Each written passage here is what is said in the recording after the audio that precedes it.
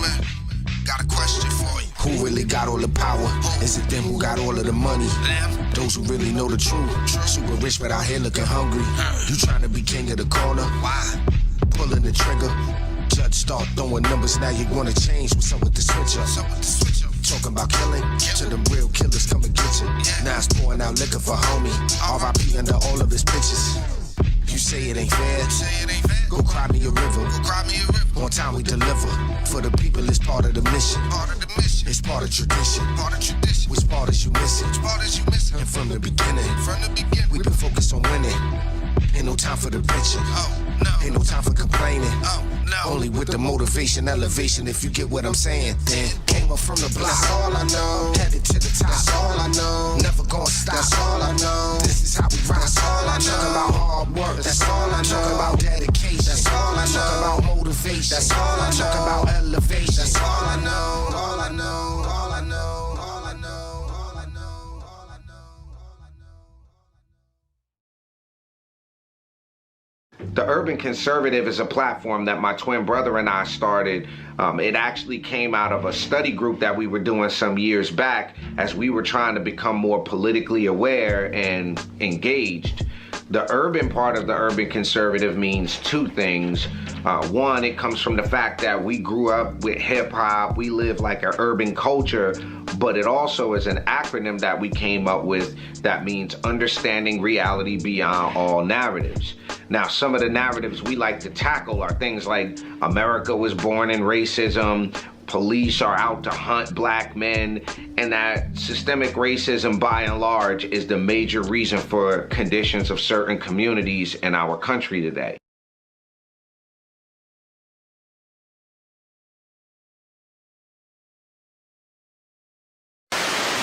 Video obtained by WRAL appears to show State Auditor Beth Wood being ushered into a law office after she crashed a car into a parked car in downtown Raleigh. Well, these pictures tell us a lot about the crash in downtown Raleigh involving State Auditor Beth Wood. New video has surfaced of the moments after a hit-and-run crash in downtown Raleigh that police say involved Democratic State Auditor Beth Wood. But it is now coming out that North Carolina State Auditor Beth Wood was charged with a hit and run in Wake County in December and will appear in court on January 26th. She did not return any requests for comments, but Wake County District Attorney Lauren Freeman confirmed that the charges include a Class 2 misdemeanor for a hit and run, but we're gonna keep our eye on this Beth Wood, again, North Carolina State Auditor, charged with misdemeanor, hit and run, leaving the scene of an accident, property damage, and unsafe movement. We'll keep our eye on it. We're going to take a quick commercial break. We'll be right back here on Top of the Morning. Don't go nowhere.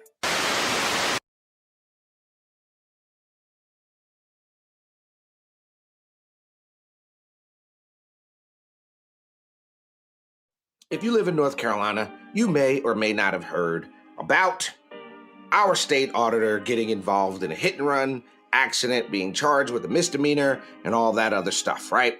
But one thing I think is interesting is to see the NAACP turning on their own. That's interesting to me. We got a story coming out of the Rocky Mount Telegram here. This is the Rocky Mount Telegram. So it appears the NAACP president here, Mr. Blackwell, a young man you can see there, Cooper Blackwell, he looks like one of those libtard dudes. The Rocky Mount branch of the NAACP is asking for State Auditor Beth Wood to resign. I don't think she cares. Amid the aftermath of news reports of her being charged with a misdemeanor hit and run and cited for unsafe movement, specifically Blackwell said Wood has made a practice of targeting small cities and towns in North Carolina, led by predominantly Black elected and appointed officials, with claims of abuse of power and lack of transparency. Matter of fact, I'd like to have Mr. Cooper Blackwell come on the morning show one of these days. If anybody can get us a hold of Cooper Blackwell with the Rocky Mountain NAACP, because I'm definitely interested in having a conversation. I want to know more about this attack, why y'all feel like Beth Wood is going after Black folk, and I'd be curious to know if you think she's doing it because she's a racist.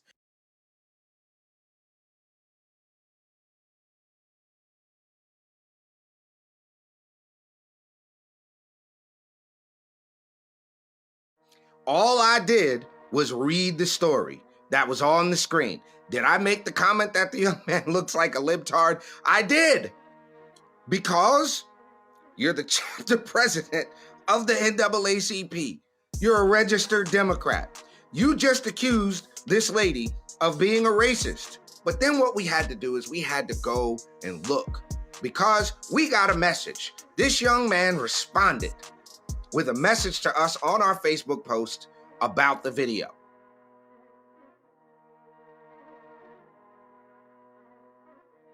Cooper Blackwell responded with my phone number. Give me a shout, my brother said. So now, we reached out to young Mr. Cooper.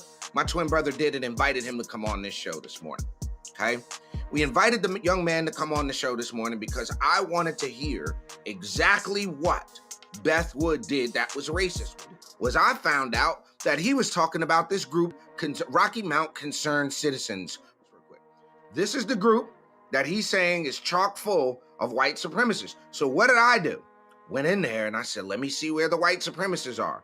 A man reporting a local story. Somebody shared our show this morning. Anybody know what's happened at West Ridge? I knew the moment about Beth Woods. I'm looking for the white supremacy in this group. I'm looking for it. Where's the white supremacy in this group? I couldn't find it. I can't find it. I looked through the whole group. They actually even shared your black senator in this so-called white supremacist group. That's the group he was talking about was full of white supremacists. Now, what we had to do, we'll do a little digging. Just do a little looking around, connect some dots.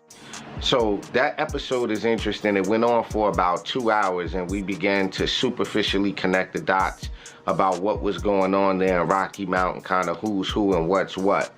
Now, after the episode, we began to get messages from people from the city thanking us for the coverage, and they let us know that what we did over the course of that episode was something that a local activist had been fighting for years to expose in Rocky Mount.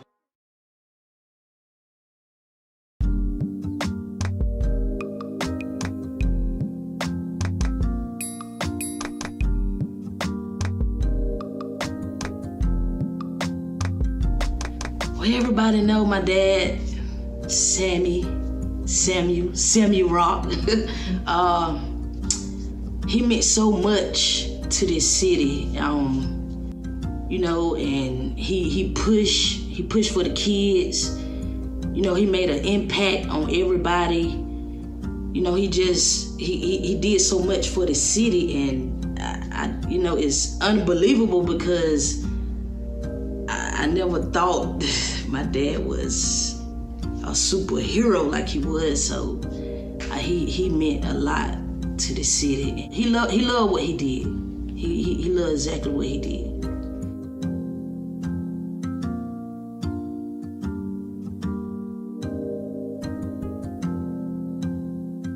I wish he was here to see that. It meant so much to me because I knew what he stood for. I knew exactly what he stood for. So it meant a lot to me. My kids, his grandkids, it meant a lot. Do you want to see your kids live and stay in Rocky Mount, or would you prefer them to move away and go somewhere else, or do you want to see your family stay here? I want to see my family stay here. I love Rocky Mount.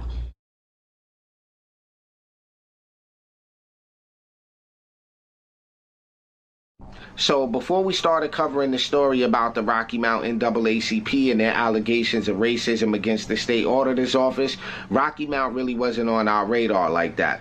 Now, my brother had done some voter education events back in 2022 in the city, and we knew a few people there, but come to find out, Rocky Mount has a really interesting past. Rocky Mount's story began in the early 1800s when it emerged as a vital railroad junction. The city's very name was derived from the rocky mounds that punctuated the terrain, serving as a guide for travelers and a gathering place for locals. The railroad's influence would go on to shape the destiny of the city as it facilitated the movement of goods, people, and ideas. The industries that flourished here, from tobacco to textiles, became the heartbeat of Rocky Mount. The city's growth was inexorably linked to the hum of factories and the bustle of commerce. As the nation evolved, so did Rocky Mount, finding its own rhythm amidst the backdrop of change. Rocky Mount's journey was not without its challenges. As the civil rights movement swept the nation, the city found itself at the crossroads of progress and tradition. Rocky Mount bore witness to the struggle for equality as its residents organized, marched, and spoke up against injustice. Today, the city of over 50,000 is facing a population decline, a rise in crime, and a challenging economy. First thing I'm going to ask you about is, what was it like growing up here in Rocky Mount? What do you remember most being a kid and growing up here in Rocky Mount? Growing up here, when I was coming up, it was safe.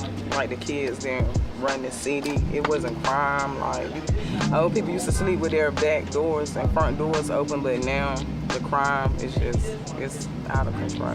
When did you notice things start changing here in Rocky Mount? I'd say, like, close to like 10 years ago. It's bad. Like, we was losing, I'll just say our young black youth. We was losing them like once every week or more than once. One day we had like 3 murders. The one day here. And so when people think small town, they think Rocky Mount, like you said, they think safe. But you're saying that's not the case so much anymore. No, this is called Murder Mount. It's called what? Murder Mount. Okay, that's not a nickname we heard yet, but okay. Yeah, it's called Murder Mount. Police in Rocky Mount have made an arrest in a deadly shooting at a Rocky Mount murder and 2 homicides within a few miles of each other.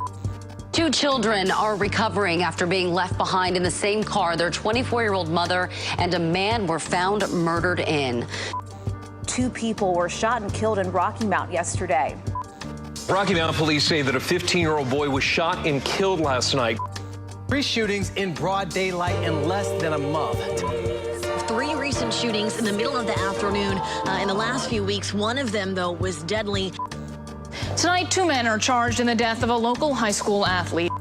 A man was shot and killed inside a home in Rocky Mount. As well this afternoon about a deadly shooting in Rocky Mount.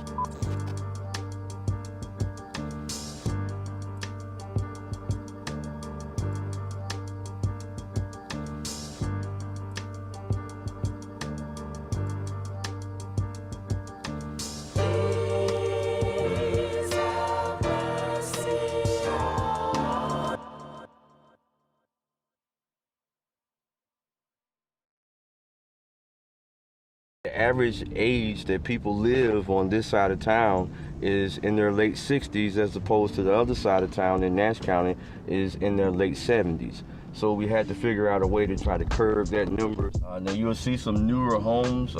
That's an end result of the flood of 1999.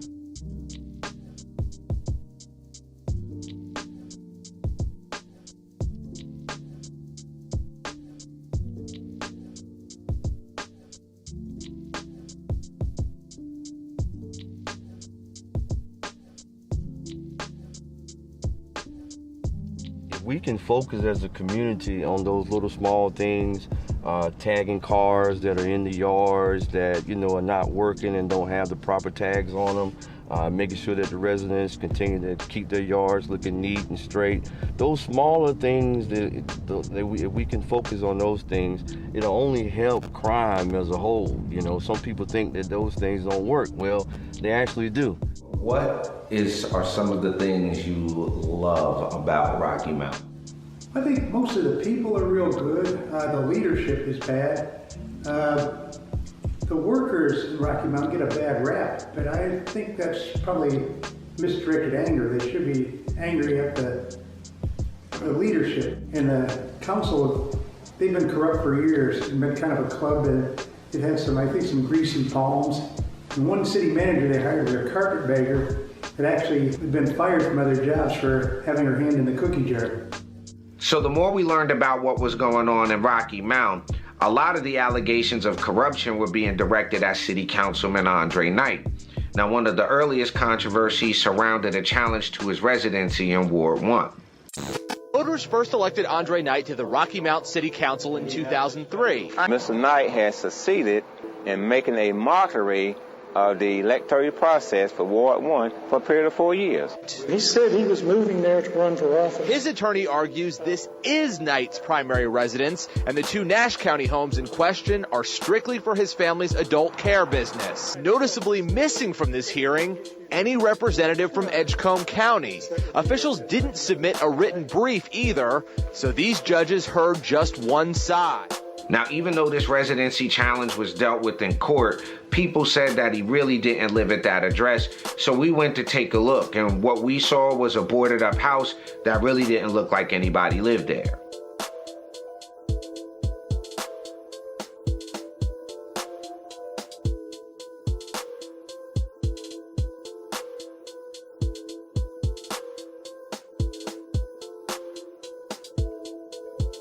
Now, there were other allegations of corruption, including shady real estate deals, his and other city council members' relationships to OIC, but what's really pissing people off in Rocky Mount were the results of the 2020 investigation by the North Carolina State Auditor's Office.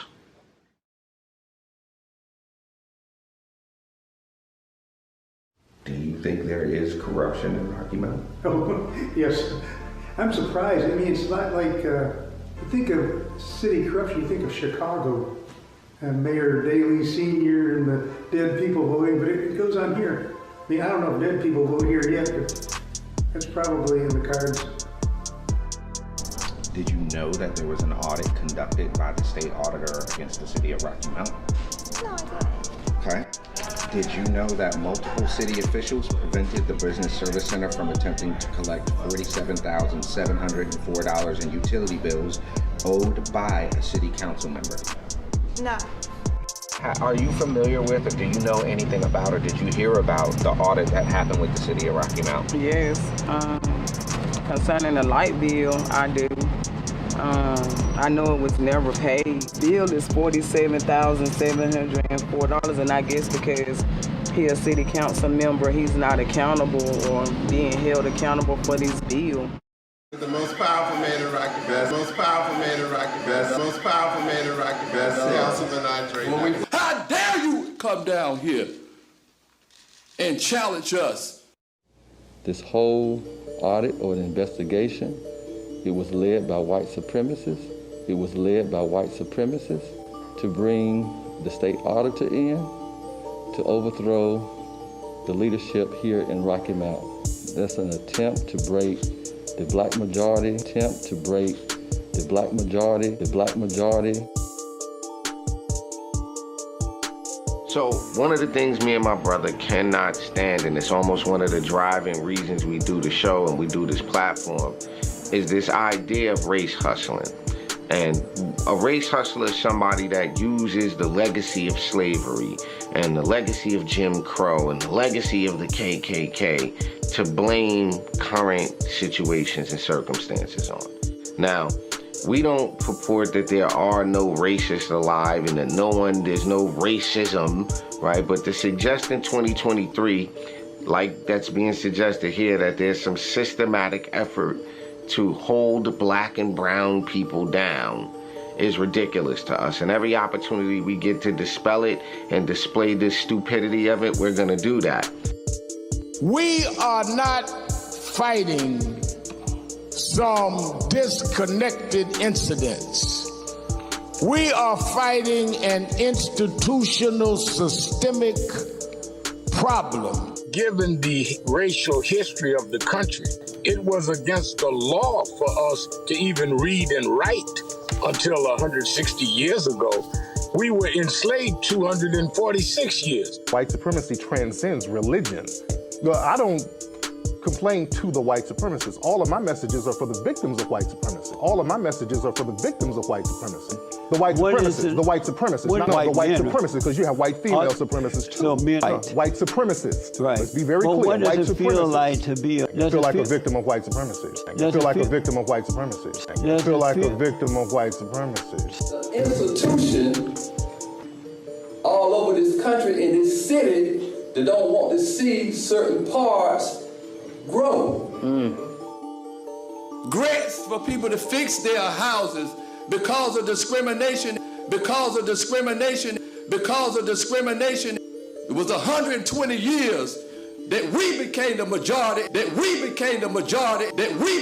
majority, I'm sick and tired of my own kind coming here blaming us.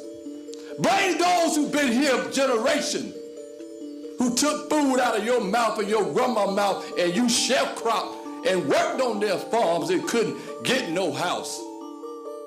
So from the outside looking in, to us it looked like a textbook case of race hustling.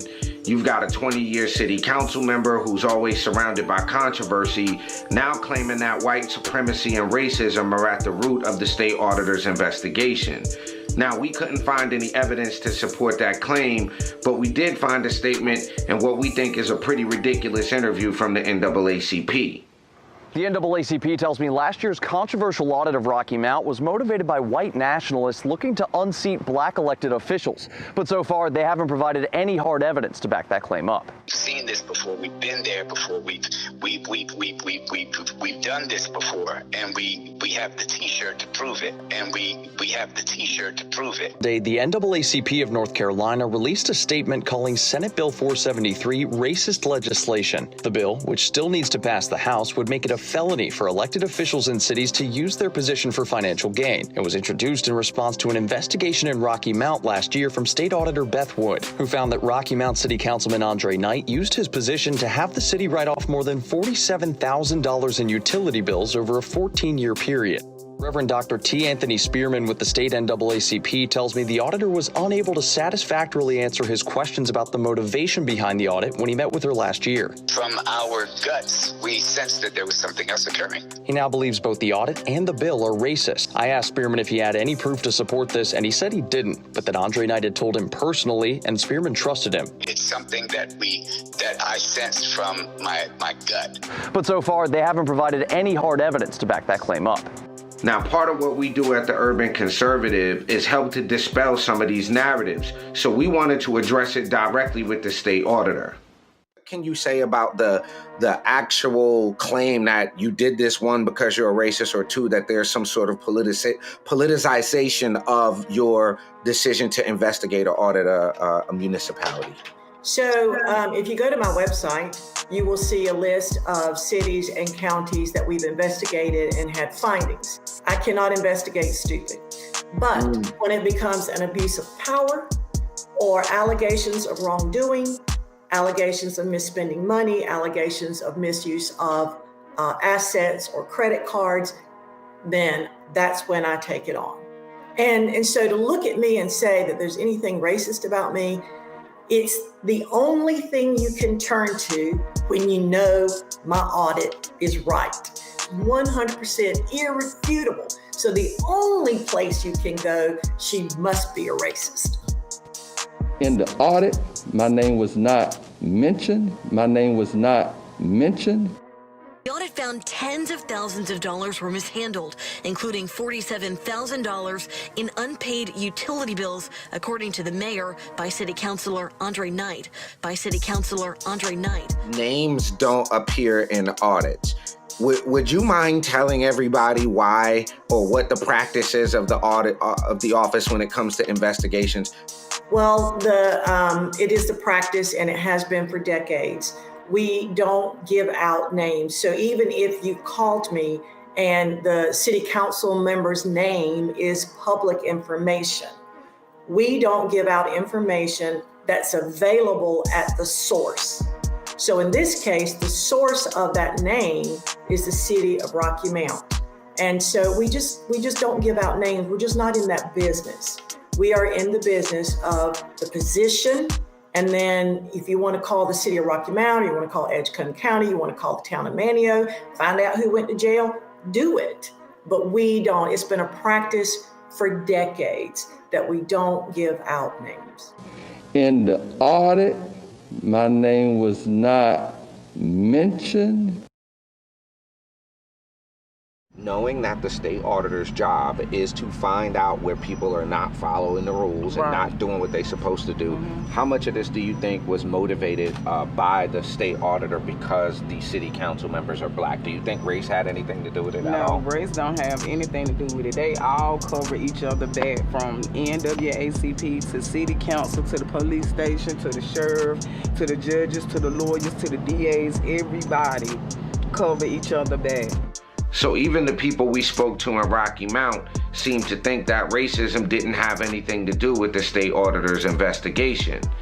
Now, the question still remained, did he pay the $47,000, or are the people in Rocky Mount just stuck with the bill? And that's something else we decided to ask the state auditor about. Did you not pay your utility bills? I have paid my utility bills. I have paid my utility bills. So those that were called out in our investigative report at Rocky Mount, we sat down with them and said, here are the findings, disprove it. So he said, I paid that. And I said, show us the receipts. We went to the city of Rocky Mount, sat down at their computers with their finance director, and we got read-only access. We went through the data and we found the $47,704 that was written off, and that number was audited by their auditor that they hired during that particular time. So then we said, you keep saying that you paid this, just show us. The city of Rocky Mount has no record you paid it, but you say you do. There must be some canceled checks. There must be some bank records of some sort. Show us. And he never, ever could. That's a lie, and I challenge that. I have proof just like she do. The citizens of Rocky Mount are absolutely on the hook for $47,704. You're never going to get it back. For everyone that's from Rocky Mount, the city of Rocky Mount was writing off $1 million a year for 24 years. They were writing off bad people that didn't pay utility bills. $1 million a year for 24 years, and that was as best we can tell. I do want to tell the people of Rocky Mount this, because there's some questions in there. Could they do a class action lawsuit and all these different things? What you can do, as the auditor just told you, you're not going to get the cash back, but you don't have to vote for the guy. What are you doing? He's been there for 20 years. Come on. Hey, folks, don't vote for the guy. Can we try somebody new? I just had to throw that out there as a solution, possibly. Maybe.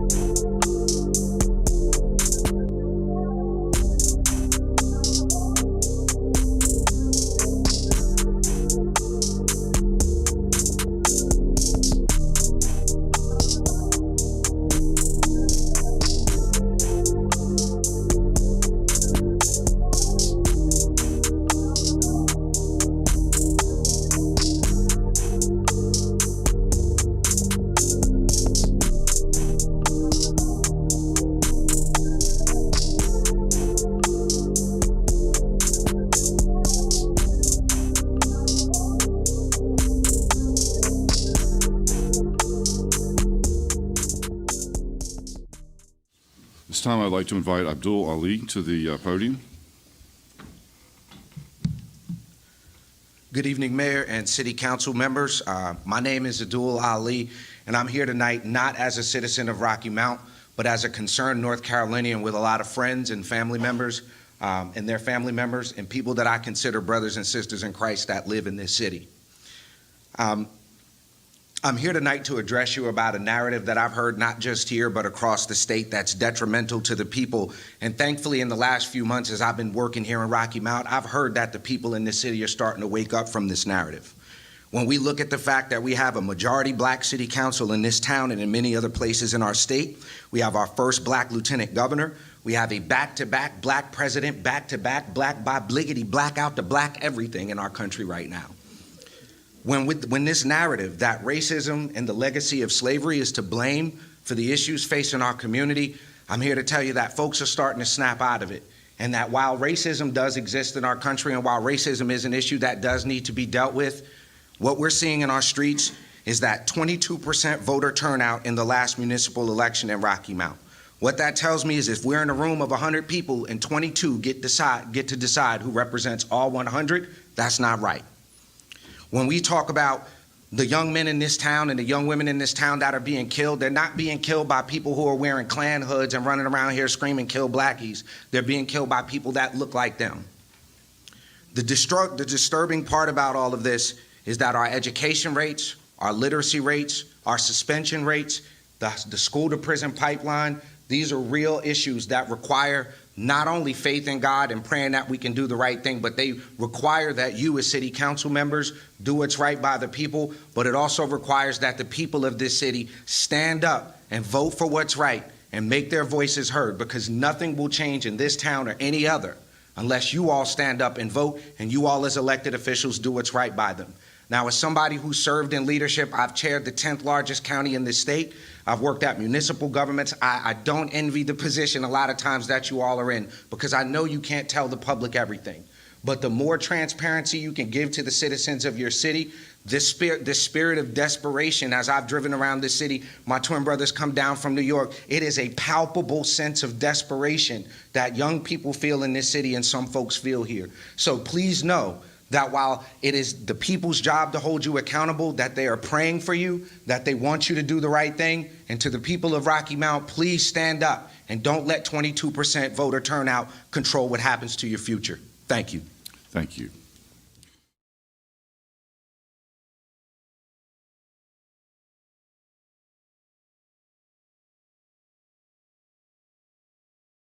Okay, so this is your July 10th City Council wrap-up live video. The cool thing about this meeting was that everything was really short. There was really a short agenda, and that was kind of weird. So the interesting thing is that conspicuously absent from the meeting was Andre Knight and Ruben Blackwell. So interesting. And here's what I think the reason why is. So on Facebook, on some of the concerned citizens groups, it was put out there that Addul Ali and his brother Raheem were going to be at the meeting. Now they have a blog called The Urban Conservative. It's like TUC, The Urban Conservative. And they have been calling out quite a bit of some stuff about Rocky Mount. And I saw it earlier that they were going to be at the meeting. And you know what? Based on the things that they talk about, I think it scared Andre and Ruben, and they didn't want to have to face them. I think they're cowards, and that's why they didn't show up. That is my opinion. That's my theory. And I did not want it to be said again that I was afraid to be in a council meeting. I'm never afraid to be in a council meeting, or to address anyone that comes to this council, whether you come from Chicago, New York, or Charlotte. I'm here. I'm just saying. So Councilmember Blackwell was not here, and I was not here because it was on OIC business.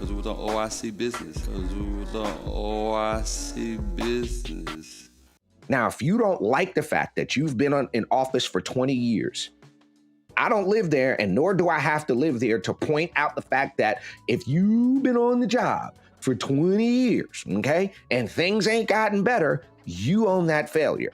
All right. What role do you think, because the folks we've talked to, everybody's kind of agitated with the city council, right? Yeah. And I think that's putting it lightly. Yeah. So in your words, what role have they played in the community not heading in the right direction, if you will? I would say one of the roles is for better or for worse, the rhetoric has created a level of division within the city and the community. I think that is probably the most important thing, because when you use the rhetoric, then what you do is you shut out opportunities for the people in the community. There's a true thing. You can talk and ruin opportunities and ruin resources from coming over here to the community. And and it's okay if you're going to talk the talk and walk the walk, but when I look over your shoulder, I need to see growth and development happening. If you isolate, what has happened is the rhetoric has allowed a level of isolation to come to this particular area. Nobody wants to invest in an area where they feel like they have a council person or they have council people that are, quote unquote racist or saying racial things, or are projecting themselves to just focus on one group of people. You want to be able to have a message where you can continue to have pride in your community. If they're predominantly African American, that you can continue to have pride in your people. You can provide opportunities for growth for your people, but you can do that also by inviting other people to come in and be able to help you in that process too. And I think that that's where the rhetoric has allowed some people that have the wherewithal to come over here and be able to provide resources, it has turned them away. I think if nothing changes, that they just had a building fall down and crumble to the ground, maybe like a year into me staying here, that's just completely hazardous. I think that the buildings are end up going to be crumbled into the ground. Nothing's going to be done. You cannot create any more extra commerce if you're not building up and taking care of what you got. I think that if they were to allow other people, fresh minds to come in there and say, hey, let's implement this change and this change and this change. Hey, we don't have any attractions here. Nothing's telling somebody to say, hey, come on to Rocky Mount for this, because you don't have a this in your hand. You need a this, right? It's not a tourist attraction. It's just a place where people come. These are some of the hardest working people I've ever seen. These people work hard in Rocky Mount, but for what? So this doesn't sound like to me a town where you got some evil white people trying to oppress black folks and keep them down. No, it's our own.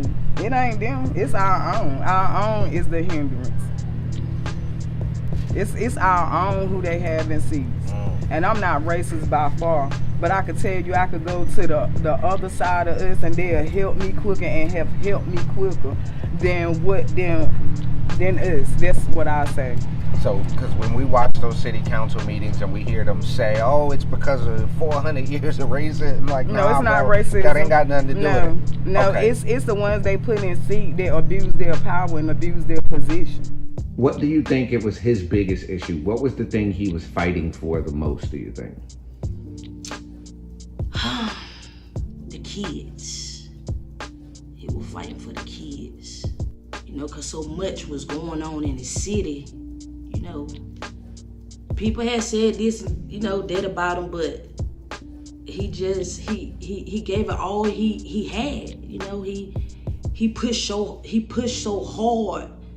I know he pushed so hard for the kids that, so this city can be better, and that's what he wanted. Give the kids something to do,